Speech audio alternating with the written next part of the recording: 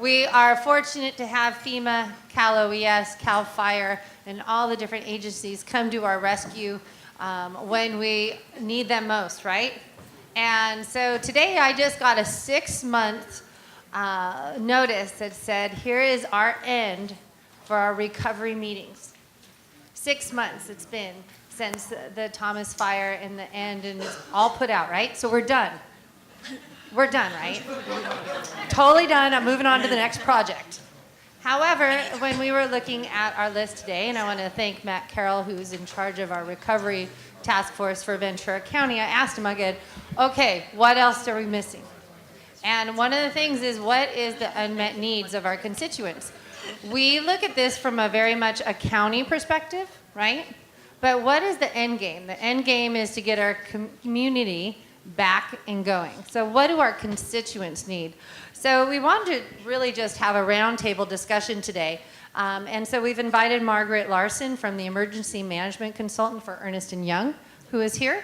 We have Rob Lewin, the OEM Director for Santa Barbara County here, and Maggie Tougas, who is the Chair for VOAD for Ventura County, who works as Emergency Manager for Channel Islands. So today, because we're going quick and fast and furious, just like the fire, we are going to really just ask you 2 questions initially. And what that is what are the unmet needs following a disaster? And then also, how do you help address those needs? And when I talk about that, I just want to make sure, so in Ventura County as a supervisor, we look at, okay, do we have everything? Is everyone communicating? But you have a private-public partnership that we have to work with, and I can't believe that I'm saying this, but there's a lot of our constituents who do not know what the county does. So shocking as it is, and we think in our own world, we're amazing. We do so much for our people. But ultimately, when they have questions, who do they go to? So we're going to use this panel here to see what are the unmet needs of our community of recovering from a disaster, and how do we address those needs. So, Robert, I'll let you go first. Okay. If you can indulge me for a minute, I just want to recap a little bit about what we just went through, and I'm going to go quickly through here in Santa Barbara County. First, like all of you, I'm extraordinarily proud of being a public servant. I believe that the comments that were made by Supervisor Gore in the beginning of that about the person who said they have faith in democracy after this disaster is something that is why we exist in government. And I believe that we in Santa Barbara County held our own, that we were a strong team, and we continue to be a strong team, and we did the very best that could ever be asked of a government agencies to do. And we did that in partnership with our friends at OES and at FEMA. The Thomas fire was the largest fire in California history, and it happened in December, near the shortest days of the year, when the weather should be the coolest, and nothing like this should happen.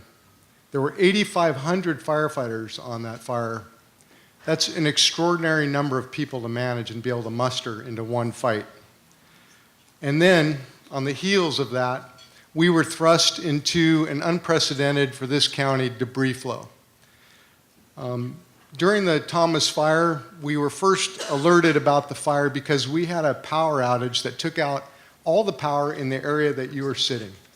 Over 200,000 people had no power for a 5 or 6 hour period. We had no idea when it was going to come on. Our dispatch center failed because of the power outage. There were surges of power that took down the generators both there and at our EOC.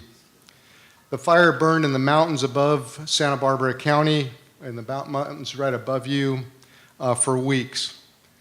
There was snowfall of ash, something in my long career previously in the fire service I had never experienced. To imagine this sort of event happening and the hazards of that ash and the hazards of air quality in an area that is famous for its pristine air, where we were reaching unprecedented levels of hazardous air quality, and we, like Ventura County, distributed masks, 350,000 masks here in Santa Barbara County. Now, how did we do that? That was an amazing feat. We were in firefights long into this fire where we had to protect this community in Montecito, and our firefighters and the teams and all of us were proud that we had only lost 11 homes during that sundowner event well into the fire because we had 400 firefighters staged. What other state in the United States can muster that kind of resources? But then it was coming to a conclusion. The community was fatigued, and we were fatigued. We'd spent our Christmas season indoors, evacuated, and we had lost a lot of business. We had had 5 major fires in this county in the last 2 years. The Sherpa, the Ray, the Whittier, Alamo, and Thomas, and previous to that, and continuing still, we're in a drought emergency. And we had an oil spill in 2015. And while all this is going on, this fire, Tom Fayram, who's a personal hero of mine in the 1-9 debris flow, and I began to consider that we're going to be faced with a deadly debris flow. And our canyons above you, 13 named canyons were wiped out. 17 named canyons and 13 watersheds. Tom immediately began having his crews and contractors clean out the 11 debris basins that were previously installed because predecessors of ours recognized the debris flow potential and took the initiative and used mitigation funds of their era and built these debris basins. So as soon as people were returning home, we began to prepare them for another assault from a potential debris flow. We had 6 planning meetings. We held press conferences. Gina DePinto led the charge in communicating all of this information that the flood control folks, emergency managers, first responders were trying to convey to the public about what could happen. And we had leadership meetings. And 30 hours before the debris flow, we evacuated the communities. We activated our EOC. We staffed up operational resources. And the community was tired. And of course, as if on cue, the storm arrived. And it was much worse than we had predicted. And fortunately, the debris basins in Carpinteria that had now filled to the brim worked, and they saved lives. But in Montecito, where a band of rain had struck and dropped over a half an inch of rain in 5 minutes, a 200-year event, they filled the capacity and overtopped, sending millions of tons of debris and mud, rocks, trees down towards homes. Cars and homes were moving along with the mud and rocks. Imagine the density of mud that can carry a rock the size of a van. How can that physically be possible? 23 lives were lost. 500 homes were destroyed, and our Highway 101, the road that most of you took today, just a mile south of here, was now closed for almost 2 weeks. And mud and rocks is different than a normal flood. In Houston, the water receded. In Montecito, the mud stays, and most of it is still there on private property. So when I work emergencies, like all of you and all of you elected folks, we constantly remind ourselves that these are people's lives we are affecting. And when we know that, we have to think about the impacts. So when we evacuate people, we are evacuating real people, but we cannot hesitate in doing so. But when you evacuate people before an event like this, you're troubled by it because you're constantly asking yourself, as was stated earlier when Supervisor mentioned Chicken Little, are you Chicken Little or are you Paul Revere? Because either one of those has ramifications behind it. And you must have the guts to be able to make that decision that will now affect people going to school and going to work. You need to be able to make that important decision that you're going to do the evacuation. And it's not easy to do. But I can tell you that it was a lot easier for us in Santa Barbara County because we have a CEO, Mona Miyasato's here, and we have Board of Supervisors, and particularly I want to point out Supervisor Doss Williams is here, who stood shoulder to shoulder with us at a press conference on January 5th, days before the debris flow, along with CAL FIRE scientists and Forest Service scientists and me and Tom Fayram from Flood, and he had the guts to say, we have a clear and present danger for something that hasn't even happened yet. And we all said that. And I guess one of the things that we need to learn is to be able to have the guts to be able to do that when it's necessary for us to do that. Because there is no one else but us in this room that can do that. And so we have been through a lot, and we have had this long disaster, and our EOC was opened on December 4th and essentially didn't close till April.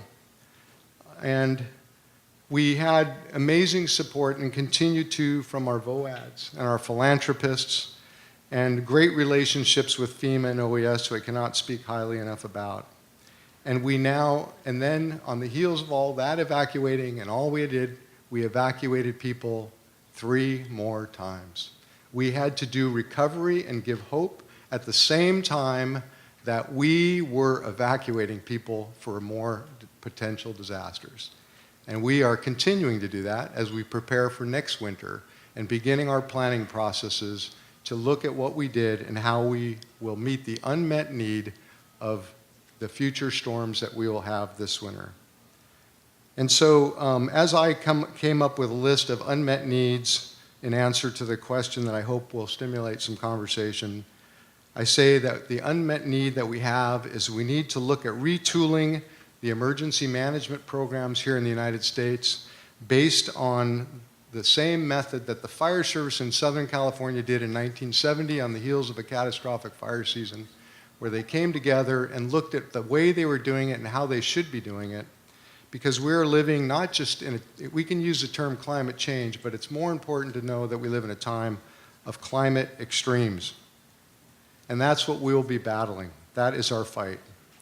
Another issue for us is the bandwidth of local government.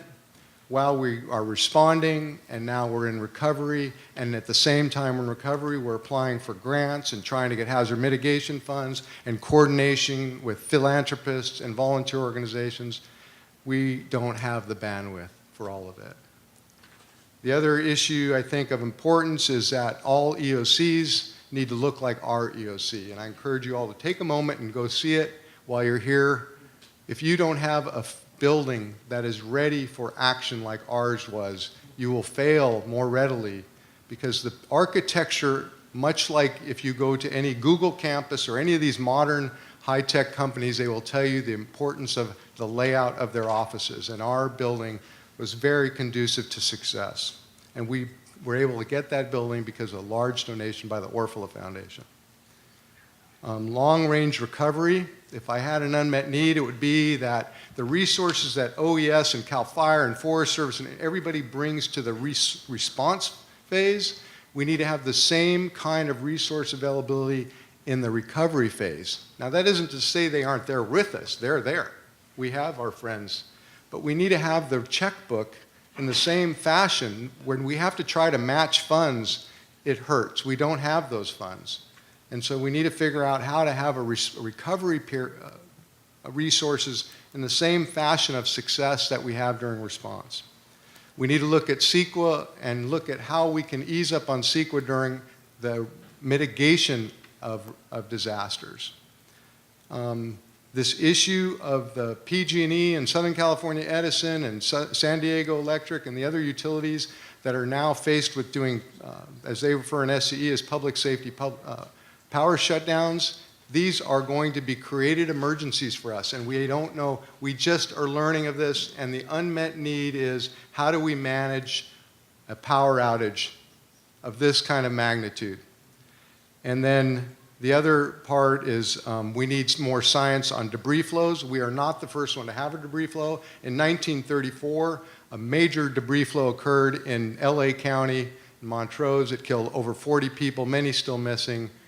It wiped out people, and the population there is much greater now. Again, in 2004 in San Bernardino County, again after following the fires above the station fire, there were debris flows in LA. This is not just our problem. We don't have the science enough behind it. Our schools need to be brought into the EOCs in the same way that everybody else is, and we did that in Santa Barbara County. We're very proud of that. Every day, the county superintendent of schools had her representative, her assistant in our EOC, managing not just public schools, but all the private schools as well. And we need to all focus on that in our own EOCs and unmet needs. And standardized evacuation terminology we talked about. The issue of WEA and EAS is not done yet. We need to keep fixing that. We need to support CAL FIRE in their work teams to make sure that those are funded properly. The BEAR teams by the Forest Service, those were important scientists that provided the information. And lastly, we need to make sure that the CAL FIRE damage inspection team process is expanded upon and ready for any kind of disaster. They were incredibly helpful to us during both the fire and then on the debris flow. And that information needs to be unified into the same needed information that FEMA requires when they're doing it. Thank you. Thank you very much. Now, Margaret, I forgot to let other people know that you, in your role, you assist the governmental, nonprofit, and corporate entities expediting financial recovery and mitigation after catastrophic loss through the FEMA, housing, urban development, and other federal disaster programs, just to give people a background as she speaks today. Right. So I'm going to skip around a bit rather than following what I thought I might talk about, because so many key themes have been hit, and just wanted to point out a few of them. So one is the importance of, in advance, doing what the National VOAD organization and therefore all the locals talk about, the 3 C's, collaborating, coordinating, and communicating, and it's essential. I told Maggie when I met her, this is not what you do in a disaster. You should not be walking into the room and saying hello for the first time. You cannot overemphasize that, getting to know your players that'll be part of your immediate response, but also your long-term recovery or even your midterm recovery. You want to know who those players are in advance, and you want to have a relationship with them so you have trust, and you can look at them and you know what they can and can't do, quite frankly. You want to understand their strengths and where they may not be able to meet your needs. You definitely want to look at, I've heard in Sonoma County at some of the board meetings talking about the problems we had before the fires or the problems we have after the fires. They're just worse. They're on steroids now.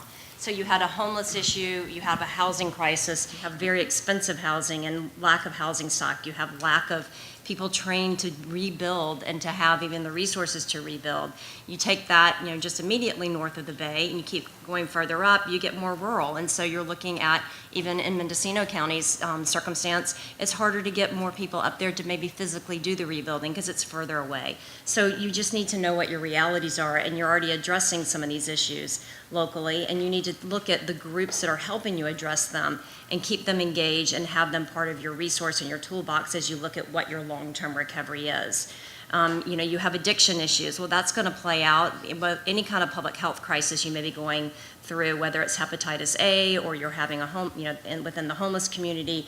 If you have drug addiction, you put those people into a shelter. You have a microcosm of absolutely intensified socialized issues. Here you see Santa Barbara. I know that they housed and sheltered people. It's the first time, we're in California. It's the first time they had to realize we need to address transgender bathrooms and living situations in a sheltering crisis. So it's something you just have to start thinking about. Everything playing out in our social lives plays out much more so during the disaster.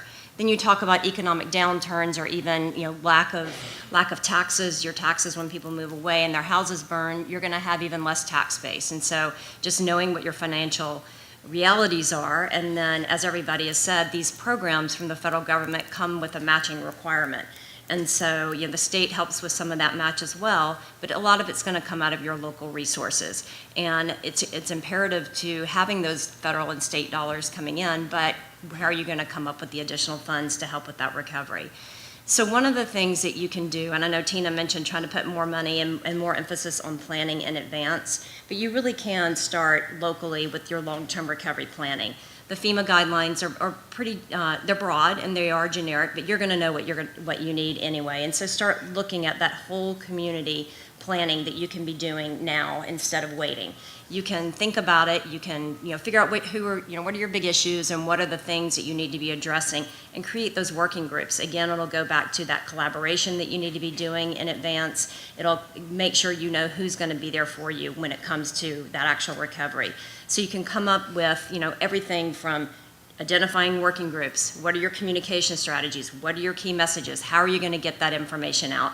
So a lot of the things talked about earlier today, you can start doing that in a planning process. And you can look at it in terms of it's almost an economic development plan in some ways. You're going to look at your economic recovery because that's going to be essential to keeping people there in your communities. It's going to be essential to retaining jobs. It's going to hit all of those economic development challenges you have as it is, regardless of where you live. It's always challenging. So what can you do? And in California, the mention of the materials that they're built everywhere but here, what can we do to look at what does it take to rebuild a resilient community, and how do we sort of test bed technologies in California, how do we grow those businesses here, and how do we retain them? So you can look at those too. I'm going to skip a little bit to some examples because the whole idea of how do you come up with the match that you need to look at, reimbursing or getting your reimbursements from FEMA and being able to keep the money and not have to worry about whether or not you have a match.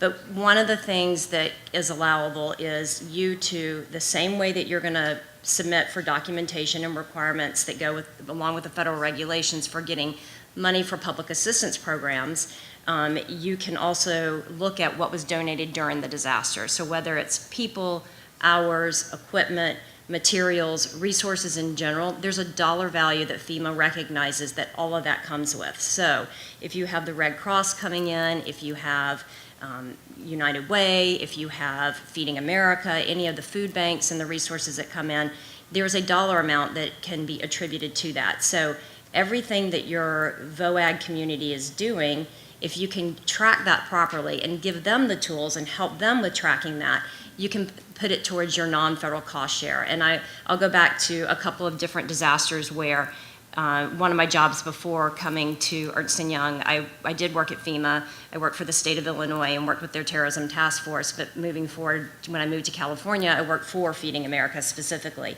So some of the disasters I was involved in the field, that unfortunately did not get this reimbursement and did not help towards the non-federal cost share. In 2011, the Tuscaloosa, Alabama was the big tornado, but across the state there were a number of tornadoes. And Alabama lost, attributing $20 million towards their non-federal cost share because they did not account for the donated resources. Hurricane Sandy, even worse, $137 million, not towards your federal cost share. Think about that at the local level. These are big dollars. By comparison or contrast, Katrina was $21 million that went towards their non-federal cost share, but Louisiana, we all know that was a drop in the bucket. 2010 in Tennessee, they had 17 million.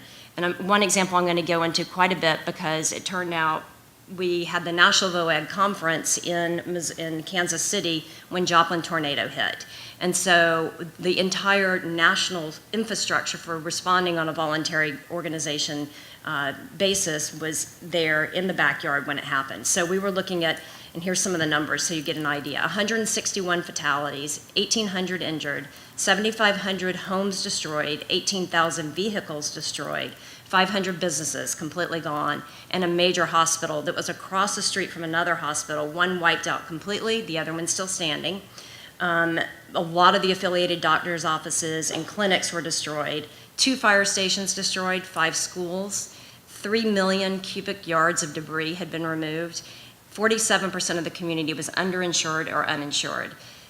Now, by contrast, they did a very good job because of their FEMA voluntary agency liaison, because of their VOAG community, because of some of the big volunteer organizations. They accounted for 102,000 volunteers, 610,000 hours, 8.5 million of donated resources, and 12,000 of donated equipment use. So they were able to attribute 17.7 million towards that disaster that they did not have to come up with their local resources. So I use that as an example of those details because that's the kind of thing. Rob and I were talking earlier, we're looking at what's going on here in the county and how to account for all that was donated. It's really important and helps you if you don't have to expend your resources because other stuff is coming at you. If you don't expend your resources, you can apply it towards your federal match, and that'll help you meet and pay for some of those other unmet needs. So before we get started on my little story, because I have a story about resilience and I also have a story about unmet needs, and this is a real story. But with Ventura County VOAD, of course, I'm the chair of Ventura County VOAD, and how we were activated during the Thomas Fire, were activated by Ventura County Office of Emergency Services. So at 2 o'clock in the morning, I believe it was on December 5th, I don't know. I'm still not deactivated actually yet from the fire. So Kevin McGowan called me and said, I have a nice hot seat here for you in the EOC. Can you come? I said, sure, I'll be there at 7. So we tag teamed. Myself and my board members all tag teamed sitting in the EOC and working the Thomas Fire. Our job was basically to get all of our nonprofits together, our groups together to open up the local assistance center. They also put me in charge of the donations management warehouse after everybody was donating all their stuff to the shelter, which was a nightmare. So I was right in the middle of writing that plan, and so we were testing the plan. It was awesome.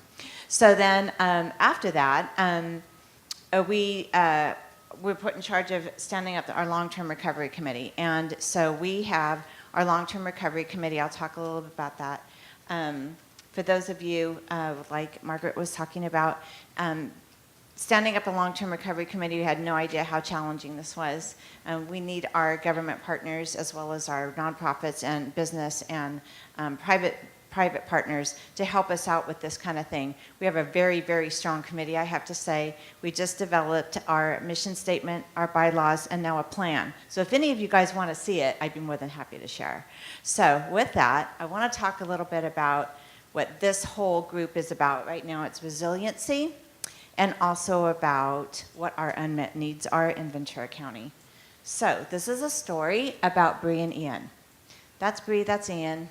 The white German Shepherd is Indy.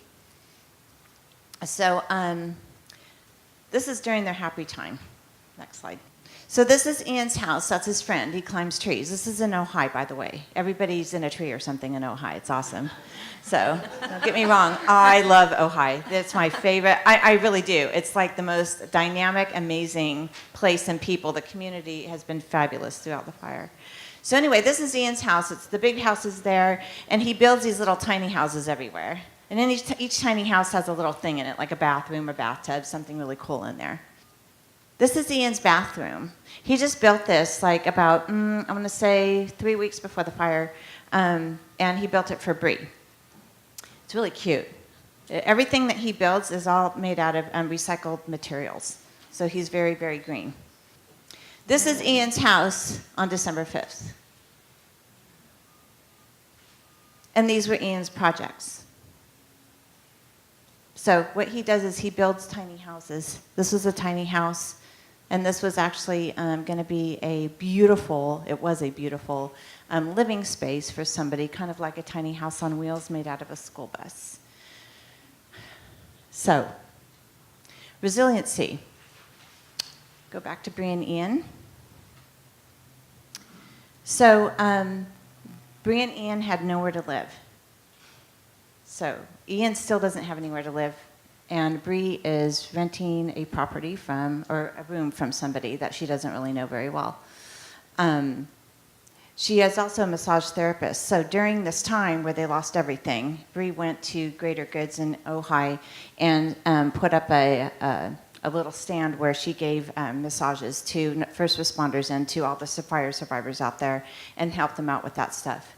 On the other hand, Ian went out and he removed debris from everybody's property that was burned, and he's still doing that to this day.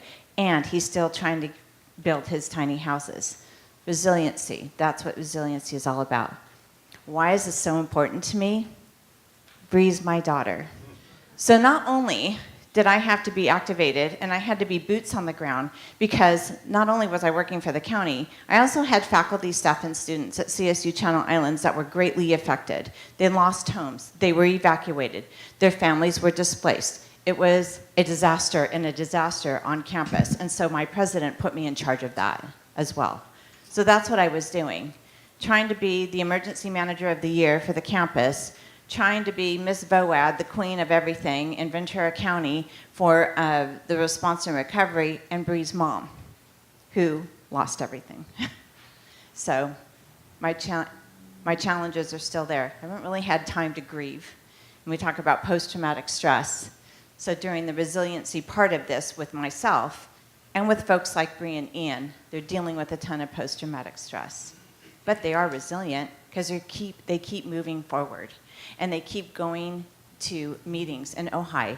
And they keep pushing their friends and their other members of their community and forming them together to create really great things like Ojai's Council to help deal with the rebuilding nightmare in Ojai with all the permitting and stuff. I'll get to that as an unmet need. What unmet needs do we have in Ventura County? Just about the same as you have it in Santa Barbara, pretty much, except you have a lot of mud, and we don't. So, major unmet needs are low housing inventory. So a lot of these folks that are in Ojai, they still don't have any place to live, so they're pitching tents everywhere. A lot of them didn't live legally on the lands either, so they can't really apply for aid, and because they can't prove that they actually lived on that property. So that's another unmet need that we're trying to deal with. The hardship, the unemployment due to the fire. Ian's a perfect example of that. His livelihood was building tiny houses. That one tiny house that was off to the end, he was selling to somebody for $50,000 that lived initially in San Francisco and was going to move down here and buy it. So he lost that income. Rental assistance is really difficult. Those that were renting before cannot afford the rent now because there's basically, I don't know if it's regulation or what it is, but if they were paying $800 a month for a small one-bedroom apartment, that apartment is now $1,500 to $1,600 a month. So they're not able to afford that kind of thing. How do we help those folks? Housing, rebuilding obstacles. So some of my friends that live in Ventura that lost their homes, one of them, her name is Nikki, she writes a blog, it's called Fun After Fire. And yeah, she lost her home, she lost everything. But in her therapy with post-traumatic stress, she writes this blog, and it's actually pretty funny. If you type in Fun After Fire on Facebook, you can see it. She writes some amazing stuff. Anyway, so she came out and spoke to our VOAD last week and talked about the nightmare of rebuilding obstacles, which is like the insurance. Everybody's underinsured. Okay, so what it did for me, lesson learned, is I called my insurance agent and said, we need to set up an appointment because I want to make sure that we have enough insurance to rebuild just in case. The permitting process, surveying. People that had wells on their property for 20 years and they just went kaput in the fire in Ojai, for some reason now can't get a well, get their well permit so they can get that well going again, and it's costing them $40,000, $50,000 just in that process. It's horrible. So how do we identify those unmet needs? Well, in our long-term recovery process, this is our committee core functions. So we created a committee. We have a chair and a co-chair and a chair for each committee. So as you can see, I don't know if you can, it's kind of blurry, but we have case management, and then we have community assessment, we have crisis counseling, but now we don't call that anymore, we call it community wellness, construction coordination, which is handled by Habitat for Humanity, and volunteer coordination, which is from VOAD, all the other volunteer agencies, United Way, etc. So how do we identify our unmet needs? Well, through case management. And right now, this is working really great because we just had a huge breakthrough in how this process was going to work with 211. Is Eric still here? Yay! We love you. We love 211. So 211 has just made this process so much easier for us because now clients or people that have needs can contact 211 and they can refer them out. That way we're capturing the cases. Who's doing case management for us? Right now, case management is being done through UMCOR, the United Methodist Church. They're awesome. They're so on it, and it's fabulous. We still have some case management done by the Red Cross. We have Salvation Army has been working extensively with us and with Santa Barbara County, the Human Services Agency, and Help of Ojai has done a ton of work for us in Ventura County, not just in Ojai, but in Ventura as well. So we're really, really on the road to recovery, and we're really happy about it. Thank you, Supervisor Long. Thank you to this final panel. Thank you to everyone who has participated today. This is the beginning of what is a long path. The world has changed, as we've evidenced today, as we all evidenced for those of us that went on the tour yesterday and saw firsthand what occurred with the debris flow here in Santa Barbara, and understanding what occurred in Northern California with the fires up there and in Ventura. And we only get better if we talk to each other and we share information and we figure out, for those that have gone through more disasters, what can we take away from them? How to better coordinate between the county, the city, the schools, the state, the feds, our corporate partners. It takes all of us in order to move forward and to respond to disasters. But it also takes all of us to prepare in a more coordinated way. And so we're hopeful that this is beginning that dialogue. It is being led in each community that has been impacted. And our hope is that both in those communities and all those that think it can't ever happen here, that we've now turned a corner where folks will begin to recognize that it could happen there. We may not know what kind of disaster it may be, but we have to figure out what's the right framework in order for us to be prepared and to be able to adapt through a crisis. And so that's about all of us working together and leading into the future. So thank you all very much. The ocean looks marvelous outside. I know, that's a beautiful view. I've been eyeing it for about 30 minutes, and wondering if I can surf, but I don't think I'll ever stand up. So I want to thank you all very much. Give you back the rest of your Thursday. Hope you have a marvelous weekend when you get to it, and we'll see you soon. Thank you.